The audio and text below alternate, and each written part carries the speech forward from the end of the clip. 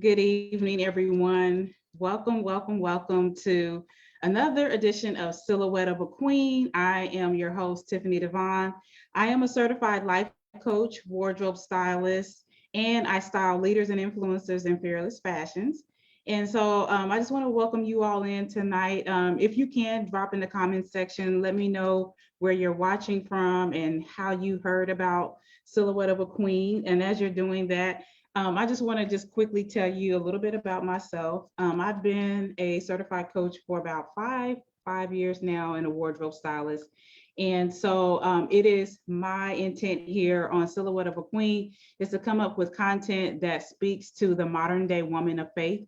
We talk about everything from beauty to mental and emotional health and why that is important for us as women to always make sure that we are taking care of the sum total of who we are as women, not just focusing on the outer beauty, but the inner beauty as well. So when I first came up with Silhouette of a Queen, it was in June of 2020, and I wanted to embody the idea of as women we are always still evolving and becoming, and so there's always layers to becoming a queen, and we're always evolving, and so that's what I want you guys to take away from tonight. And so I'm just going to go ahead and dive in. As you can see, I have my guest here again, Chandra Green, and Hello.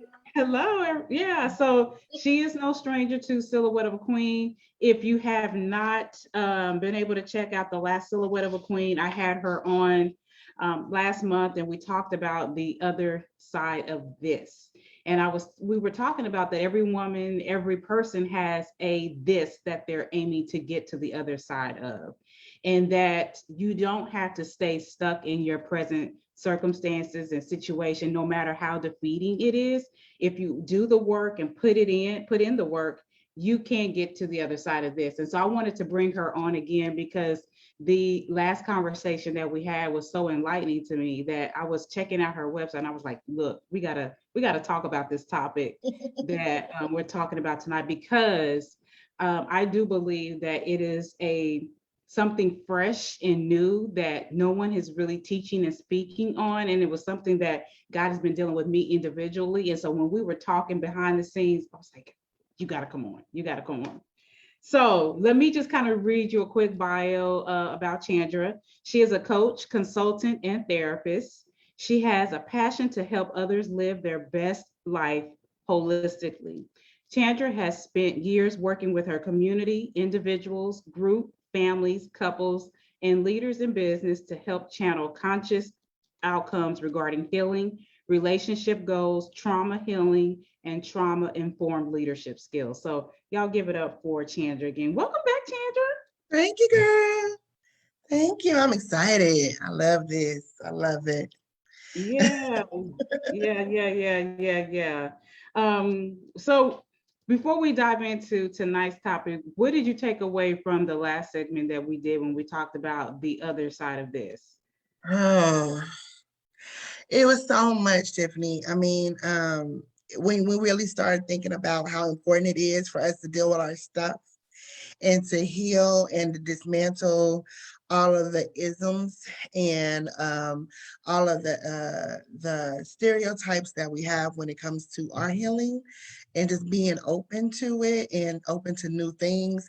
I mean, anything is possible. So the other side of this, really, we control what that looks like in so many ways. Yes, we have our faith, and yes, we know that we're being led by God or whatever, but we still have so much that we can control if we would just step into owning our stuff.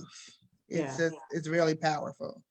Exactly. And you know what you said about owning your stuff that's key, because Mhm. I've been very transparent on Silhouette of a Queen in regards to my own process and journey of healing and going to a therapist myself. And my therapist has helped me to unpack so much. I mean, I always will be an advocate for therapy. I tell people when I recognize that they are walking in certain issues and areas in their life that they seem to be stuck in and that they're Mhm. not able to move past. I'm always like, listen, have you considered therapy, because there's just no reason with all of the tools that we have available today for us to stay stuck in where we are. Yeah. Yeah. It's just, that whole, I don't want to tell a stranger my business and all that stuff. I mean, but sometimes it's the best person to tell because they don't have a judgment, Exactly. the right stranger, let me say that. The Yeah. right.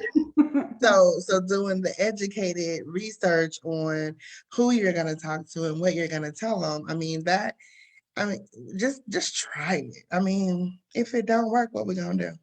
Yeah. You know, Exactly. and you can go back to Exactly. what you was doing. Yeah.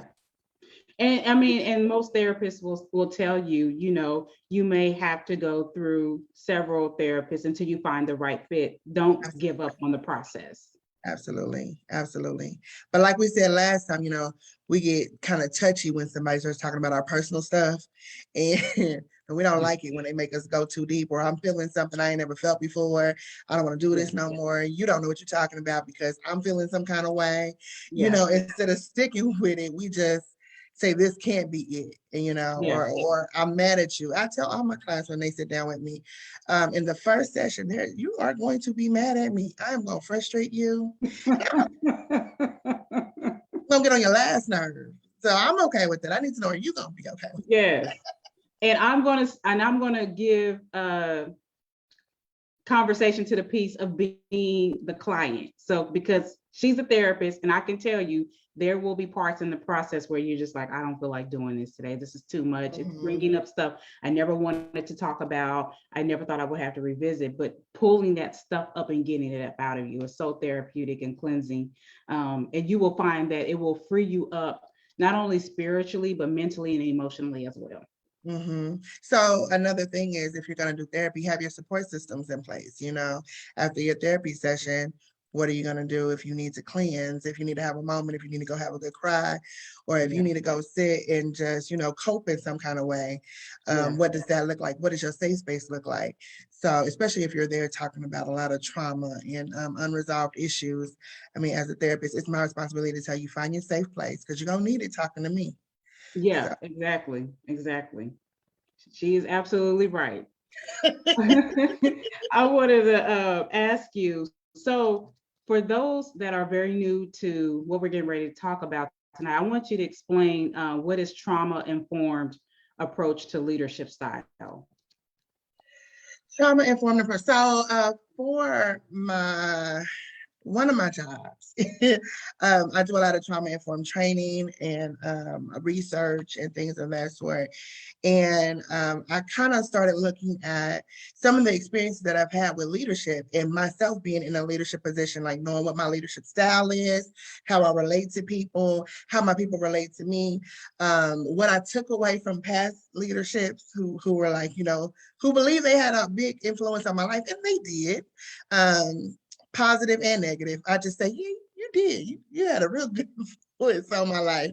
Yeah. But understanding why the dynamic was the way it was when I was able to look at their life and some of their history that I may have found out, or if they were reacting in certain ways, it just kind of made me look like, how different is that if you deal with your trauma? How different is that if you actually go through and sit and the threats are moved out of the way and you can just Yeah. relate to people.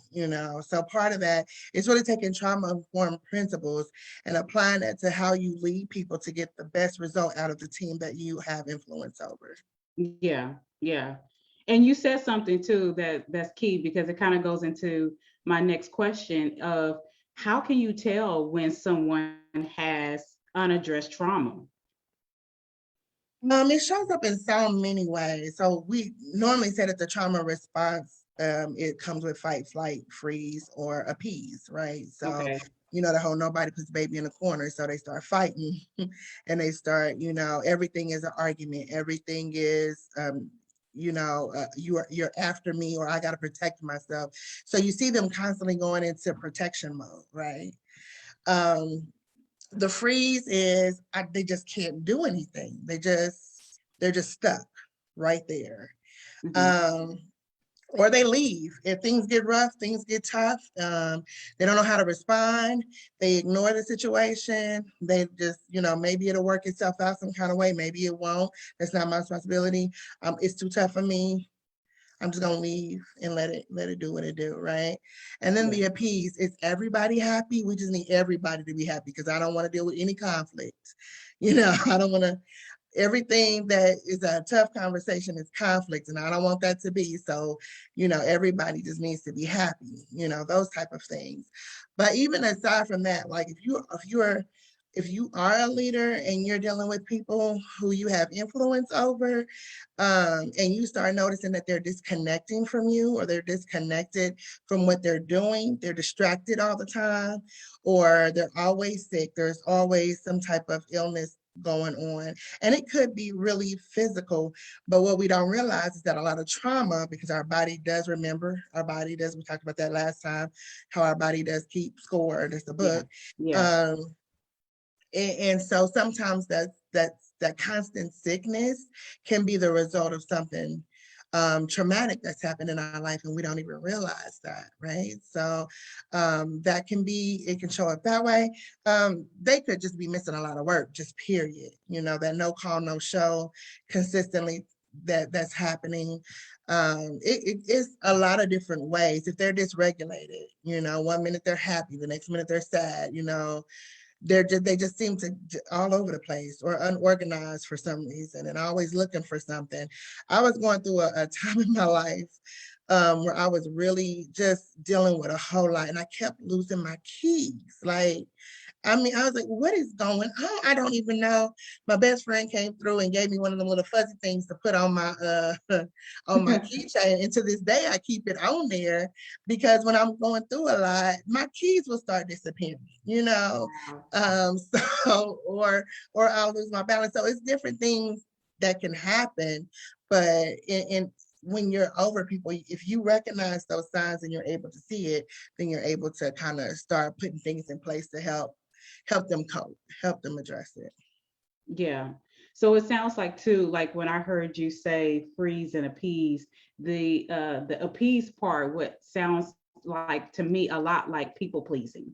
The people that, they want the comfort, they don't want the conflict and those kinds of things. So that even too, as if what I'm hearing you say is correct, that too can also be the direct result from dealing with trauma.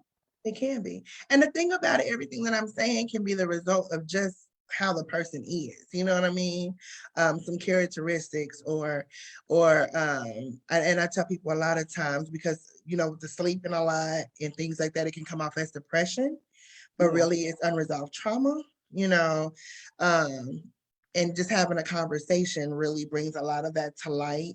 So it's really, you as a leader, getting to know your people. What are you doing to get to know your people so you know their character and their behavior? So when they do start acting out of that, you're able to address it. Yeah. I think too, would you say, with your experience being in leadership, that maybe and I'm always saying the old model, because I do believe that we're in a very new and fresh time where, that everything is shifted due to COVID, right? And so I think Mm-hmm. if we look at it rightly, this is a perfect opportunity to be able to revamp and redo things differently than how we used to do it. Absolutely. So in the when I say the old model, the old way would have been, you don't talk about your feelings in the workplace, you don't talk about emotions, you stick to the facts. I mean, how difficult is it to keep them separate? Should we keep them separate, or should we get comfortable with having conversations with bringing emotions and feelings into the workplace? So out of our daylight time, which is shorter now, uh, 8 of those hours, or six, I'll say 6 to 12 of those hours are spent at work. How unfair is it for us to assume that our psyche, our human being, will just drop everything and pick it up when we leave, and we're there all day? At some point, that stuff is going to show up and manifest itself one way. And a lot of people are, let me not say a lot. There are people who um, channel it into their work style that they'll say, don't bring your home to work, but they're playing out home at work. Right. Mm-hmm. So it's that I don't have control at home. So let me come to work and have control. And I don't realize that it's related to my home issues. I'm just gonna say that this is what it is. And y'all just need to stay focused on work, right? Yeah. So it plays out one way or the other. If we have issues with children at home, and we're so stressed out and we just need a place to get away, that person that's always talking about everybody else's business or always got something to say about everybody else, probably because they trying to not have to think about what they got at home, but Yeah. they're keeping work at work, right? So it shows up in so many different ways, and there's no way that we can leave it. So we might as well at work just get adjusted too, especially with COVID. You have people dying left and right, and we have so much sickness going on. People have so much on their minds. Is it fair to even think that they can come into a workplace and just act like the outside doesn't exist? Yeah. Yeah. So And I think too, that's what we're seeing a lot of. I mean, I know for myself, I have seen a massive shift in just how I process things since we've been in this pandemic. Like it's the capacity level for me has been very different. so I've learned how to say I just don't have the capacity for this. Yeah. And I've had a couple of people be like, you always talk about your capacity. My capacity is valuable to me right now. Yes. It is so valuable to me. Even though I still go over it sometimes, admittedly, and even though I still do a whole lot, I'm more aware of it because I've named that thing. And so I know when I'm starting to overflow, and I can say I need a break. I need a break. And I have people that I'm accountable to that are like, you need a break. You need to sit down somewhere. And so even though I have all those checks and balances, when that moment comes, I understand the purpose of it, you Yeah. know. Yeah. So none of us are immune to it, but knowing your capacity, and when you hit that, you can start putting things in place that'll help you keep going if you have to keep going, but then also be able to plan for that break when it's time to plan for that break, and really try to make those moments be precious for you. Yeah. Yeah. And I want to say to the viewers who are watching tonight, we're talking about leading through trauma, and we don't want you to just completely focus on like just being a leader or a manager. This can be, you're leading your home as a parent, mother and father.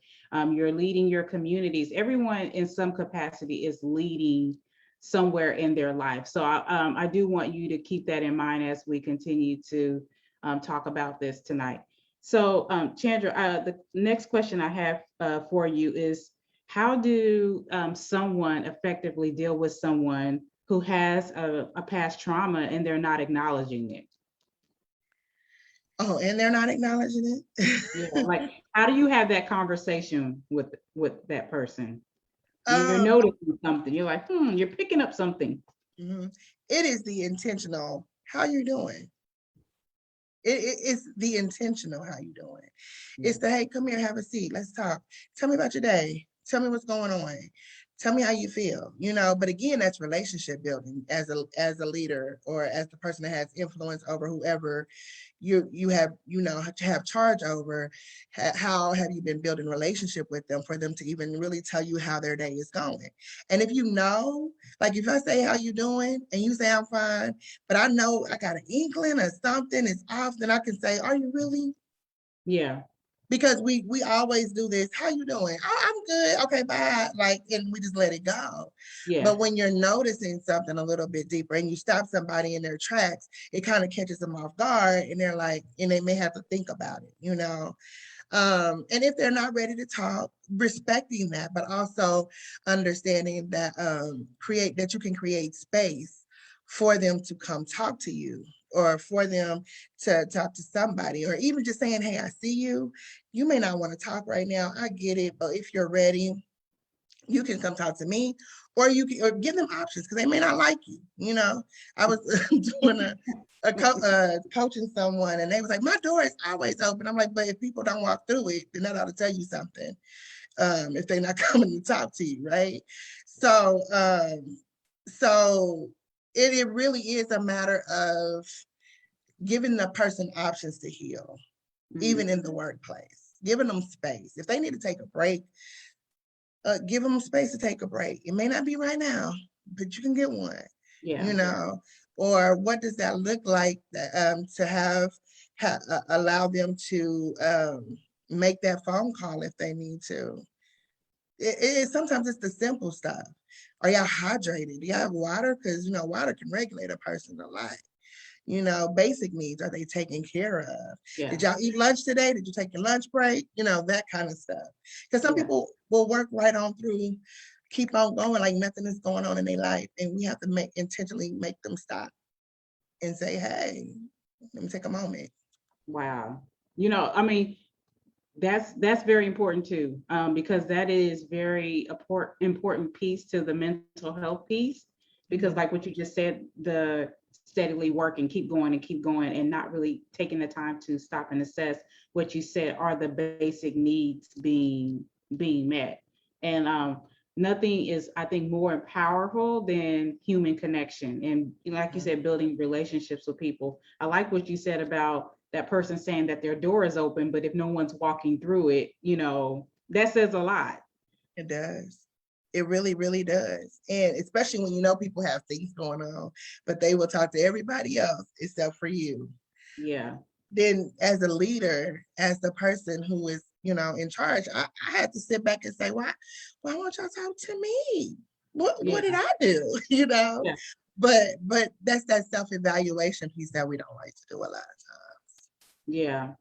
So if you don't mind sharing that piece where you were identifying that you weren't getting the response that you were getting, what then did you have to do differently? So so this is the thing. My leadership style is more one of servitude. And me and you kind of talked about this a little bit earlier, but my leadership style more is what do you need from me in order to do what you need to do? Because I'm in the position that can help provide that, versus me just constantly telling you, you got the vision, you got the, you know what I'm looking for, you have my expectations, all of that. Now, how can I help you meet all of that? Right. And so if I'm not getting that, before I get mad at them and tell them they're not doing their job, I have to evaluate, did I provide the training that they needed? Did I give them the tools that they needed? Did I answer the questions that they had? Like, I have to go through all that. And if I didn't, then what was the block? You know? So my conversation with them is, what do you need from me that you haven't received before that? I just, you know, had a conversation with someone that I deal with, and they weren't necessarily doing everything the way I just assumed, you know, that assumed word, but I just assumed that they knew what they were doing, because they're so great with a whole lot, but they didn't know like the detail piece of it. And so instead of me, and when they were like, I'm so sorry, and you know, all this stuff, and I was like, no, this is on me, because I didn't train you in those areas with the details, you know. So we're so quick to jump to what another person is doing, but it really is a leadership thing. Your body can only be as good as the head. When you have a head cold, it knocks everything out. If you have like your arm messed up or something like that, you can still think, you know, you can still function with some things. But when that head is jacked up, you laid out, you done, you're not trying to go nowhere. So it starts at the head and then it trickles to the body. Yeah. Yeah. How can you help someone get the help that they need once you see that there's something going on? It just depends on the resources. I would say be aware of the resources in your community when it comes to what your employees may need, or like you said earlier, excuse me, everybody leads from different spaces. So even in my home, like what are the resources that my home need? My family, my friends, like if you're aware of different things, then when things pop up, you can say, hey, I know about this. I know about that. Connect with your nonprofits in your area because those are the ones that really, really, really know where the resources are that don't necessarily get advertised all the time. If you're in a workplace, know all the hotlines, make that available to your employees. They shouldn't even have to ask. Yeah. Make those available because if someone is at home and they're being abused, they are not going to come forward all the time and say, I need the abuse hotline, you Yeah. know, but making that stuff available for them, letting them know up front who they can call, what they can do. A lot of people have the employee assistance programs and don't even know that they have them. The EAPs and different things like that, where you can go get therapy from work and your job will pay for it. But a lot of these places don't tell you about those things. One, because they have to pay for it because it becomes an expense. So they won't Mhm. tell you. So know your benefit package. Okay. Yeah. No, Yeah. that speaks in so many different ways, but know your benefit package. Yeah. And yeah, just make it aware, make people aware, have information around the office. You never know who needs what. So being proactive in that. Yeah. Yeah. How would you say, dealing with trauma or unaddressed trauma, how does it affect your personal and professional life? It will stifle it. Mhm. You'll never get to see what your true potential is. Although you can operate in a position, that doesn't mean you thrive in it. It doesn't mean that you are able to see the real true results of the influence that you could have, the life change that you could have. Um, Things will work, things will operate, things will do what they're supposed to do. But in order to maximize your potential, how much more powerful can it be if it's coming from a healed place versus a broken place? Oh my gosh. Listen, you just said, look, I'm over here. You guys, I got my pen, my paper. I'm writing notes of what she's saying because, that is so true with how trauma can affect your life. And, Chandra, we were talking about this behind the scenes before we went live on how important it is to when you're getting put in leadership positions or you're even if you're raising your children, you're just put in that position. You have to learn as you go. But what you're saying is you may be operating in it, but you may not thrive, and that's key. I mean, there's a lot of things that you're really dropping today about people may not feel comfortable coming to you. I mean, you may say that the door is open. Why isn't no one's not taking advantage of it? Well, that says a lot. It says a Mhm. lot. It may not always, what I'm hearing you say, it may not always be the people. It could be you. And it does take a huge um, responsibility in person to be able to admit that, okay, maybe I'm the person that's not showing up in the best way that I can possibly be. Mhm. I think it also what we were talking about earlier, Tiffany, when it comes to that, I think that every leader should go through some type of cultural competency training, some type of trauma informed care training, Mhm. some form of it, because you never know when it's going to show up and you never know how it's going to show up. But that accountability piece, it really, if you want your staff to be accountable, if you want your people around you to be accountable, how do you teach your children to be accountable if they see you do things and you're not accountable? Yeah. So I did that, or that's I apologize. Like those things go a long way, and we don't give them the credit that they deserve, because that is absolutely how change happens. The acknowledgement of a wrong, the acknowledgement of a trauma. We first have to know that it's there and then take accountability for it. Yeah. So I think every leader should do that.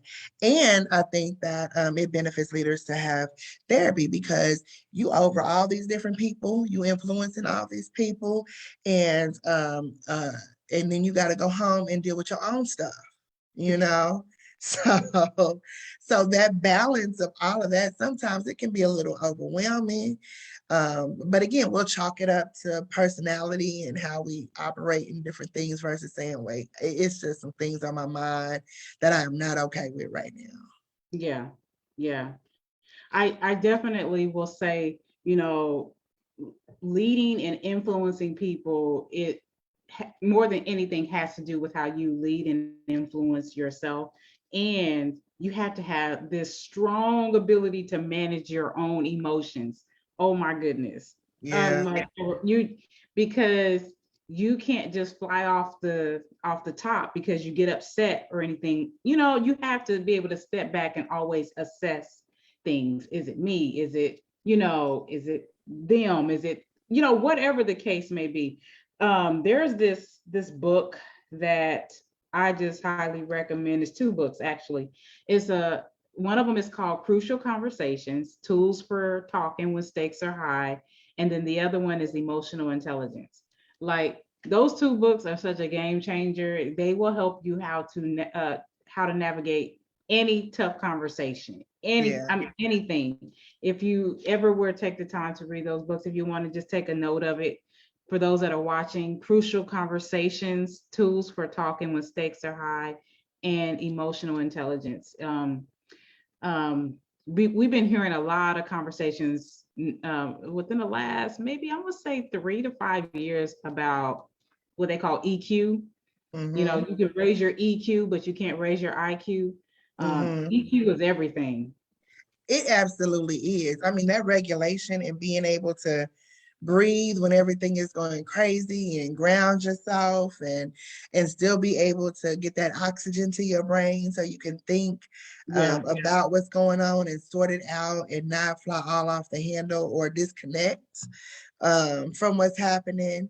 It is everything. But this is the thing. A lot of us don't want to deal with hard conversations because we don't like to deal with conflict. And we kind of talked about that a little bit earlier too. But yeah, we look at everything as it's conflict, and it's not necessarily conflict, it's necessary conversations. yes, Um, and so if we shift our perspective on what that looks like, and it goes from conflict to relatability, like how can I relate to you a little bit more when I know that this is in between us, that we have different barriers that are happening. So how do we address the barriers versus taking the negative con of it all, right? yeah, And that comes into it with a different attitude because we just and it opens us up to be able to have those conversations because now I'm coming to you with the intent of improving our workspace, improving our relationship, improving our home space, whatever that looks like.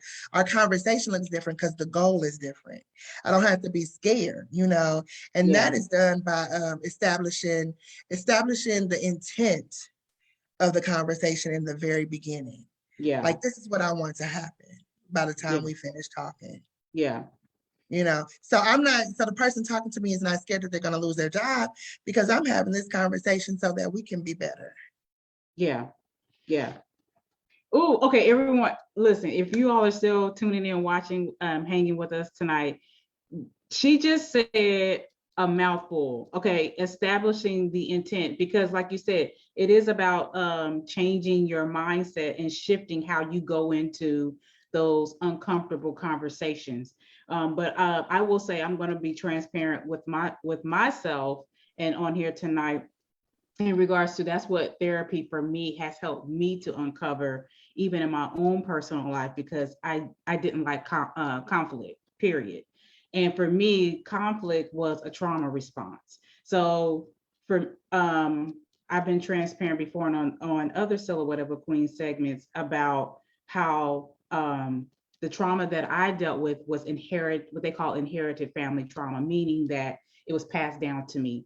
So my mother, who dealt with her own trauma, you know, and didn't like conflict, well, naturally that passed down to me, and I didn't like conflict. So anything that presented itself where I had to have tough conversations, it was like, nope, I didn't want to do it. I didn't feel like I had a voice, because when you're inflicted with trauma, you are that person that something has been taken away from you, so you end up feeling like you don't have that voice.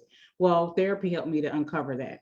And so as I continued to work through that and got some healing in it, I now was able to see it from the perspective of what Chandra just said about going from conflict to relatability, establishing the intent of why you're having the conversation. And this doesn't even have to just be in the workplace. This could be in your relationship. It can be in your friendship. It can be in your business partnership.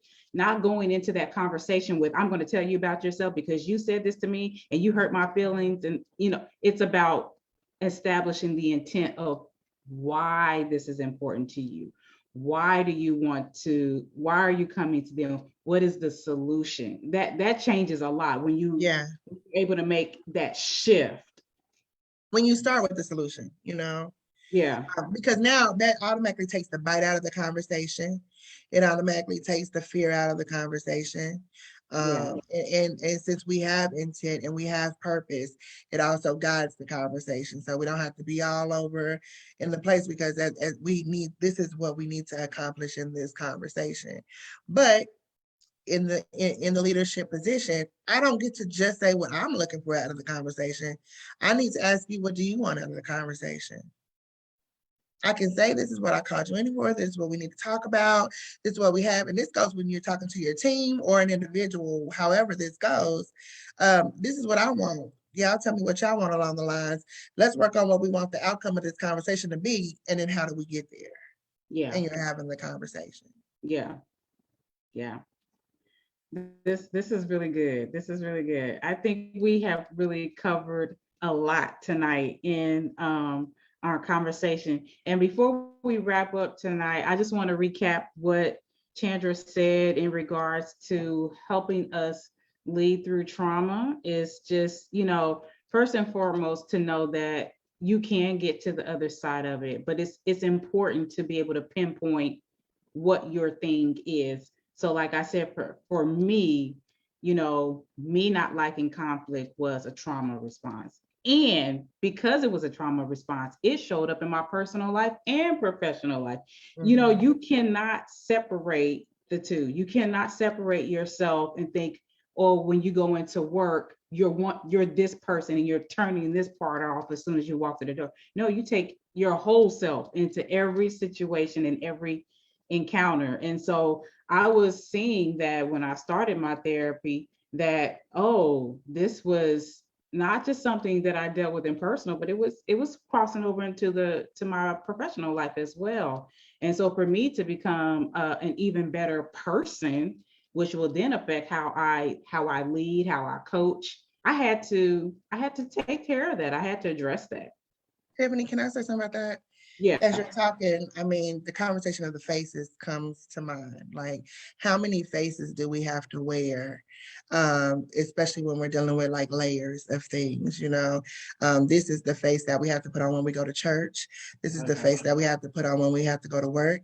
This is the face that we put on when we are around white people. This is the face, like, it's the layers of the systemic trauma, it's the institutional trauma, it's the historical trauma, it's family trauma, and our individual trauma. But each of those traumas, when we walk into that atmosphere, we have to put on a face and act like it's okay.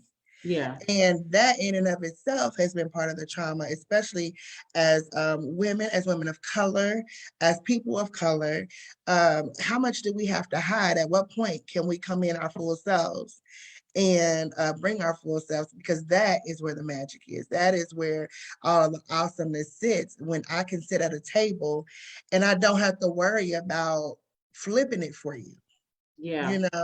or Yeah. I don't have to worry about what you're going to think about me because my hair is kinky, and so now, or whatever reason that we have, it's the face of it all. And so being able to deal with the trauma and take our story back. The narrative of what our story has been, nobody can throw that in your face. And once you Yeah. have that done, then you can just go on and move and move like you need to move. So, and be who you are in those spaces. Yeah. What you said is so true about the narrative, because a lot of times the narratives, as you and I know, that some of these narratives have been passed down and passed down from generation to generation to generation, and Yeah. they just keep further perpetuating an outcome that it's like, okay, are you going to continue to keep walking in this and having the next generation follow after that, or are you going to break it? And so that's why I really wanted to have this conversation with you tonight, to really start addressing that, unpacking that, and what that looks like. Because I do believe we're going to start seeing more conversations than ever before about trauma responses and all of this, how to navigate that in the workplace. I think right now it's so fresh. Most people don't want to touch it because they don't know what to do with it. Mm-hmm. But at the point now with this pandemic, everything is surfacing and has surfaced and bubbled to the top. You can't continue to put a pretty bow over it and think it's going to go away. It's not going to go away. It's going to take people like myself. It's going to take people like Chandra. It's going to take people like you that are watching to really grasp this information and begin to apply it so that you can show up differently. Because when you show up differently, then the world can be different. Be Yeah. different. I absolutely agree. And then you don't have anything to prove. And part of what we go into a workspace is, how do I prove myself to keep my seat? How do I even get invited to the table? And then once I'm at the table, how do I maintain my space?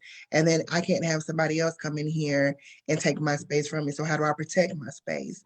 And that again is the layers of trauma that we walk into the door with, and that stops us from being productive versus saying, hey sis, come on, let me make space for you at this table. Or let's just go create our own table and sit at it, and Yeah. different things like that. So it's all of that is so important. I believe we're going to start seeing more leaders of color, but it's going to take the leaders who already are there to make that space and be able to stand in who they are and their confidence, and not worry about the next person taking their space, but sharing that space. Yes. Yes. Absolutely. Absolutely. I have thoroughly enjoyed this conversation tonight.